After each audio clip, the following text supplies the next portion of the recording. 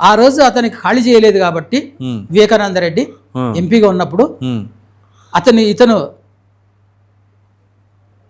Ticket ఇవ్వకుండా, వాళ్ళ చిన్నాన్నకు ticket ఇవ్వకుండా వాళ్ళ పెదనాయన కొడుక్కి, వాళ్ళ పెదనాయన కొడుకు చిన్నాయన కొడుకు మొత్తం మీద వాళ్ళ దాయాదులు ఇప్పుడు ఉన్నటువంటి ఎంపీ అవినాష్ రెడ్డి, అదే పేరు ఎందుకు చెప్పాలండి, ఇప్పుడు ఉన్నటువంటి కడప అవినాష్ రెడ్డికి టికెట్ ఇవ్వాలనేటువంటి ప్రకటించడానికి సాహసం చేస్తే వివేకానంద రెడ్డి అట్టెట్లా చేస్తావు అంటే నువ్వే మాట్లాడకపోనేసి అక్కడికి పంపిస్తే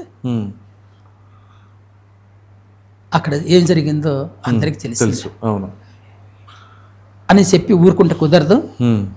అక్కడ గొడ్డలి పోటు జరిగిందా, లేకపోతే బాత్రూంలో రక్తం కక్కి చనిపోయాడా, గుండెపోతు చనిపోయాడా, సాక్షి పొద్దున చూపించింది, సాయంత్రం చూపించడానికి కొంచెం తేడా వచ్చింది. పోనీలే వాళ్ళ నాయన చనిపోయినప్పుడు పోలేకపోయినావు, కనీసం చిన్నానే చనిపోయినప్పుడు అన్న హైదరాబాద్ నుంచి నువ్వు కర్నూలుకి పోగలిగినావా, కడపకి పోగలిగినావా, పులివెందులు పోగలిగినావా, ఎందుకు పోలేదు? సాయంత్రం తిరుగుబాటుగా ఎందుకు పోయినావు? మీ నాన్నకు అట్లే చేసావు, చిన్నాయనకు అట్లే చేసావు అంటే అదేదో సామెత ఉంది, చింత దాని మీద సోకు దీని మీద అని. నీకేమో ముఖ్యమంత్రి కావాలనేటువంటి ఆ దుర్మార్గమైనటువంటి ఆ బుర్రలో విషపురుగును నిన్ను తొలుస్తూ ఉంటే నీకు చిన్నాన్న చనిపోతేమి, నాన్న చనిపోతేమి, నాన్న హత్య చేయబడ్డా, అదొక మిస్టరీ. నువ్వు చెప్పిందే మిస్టరీ.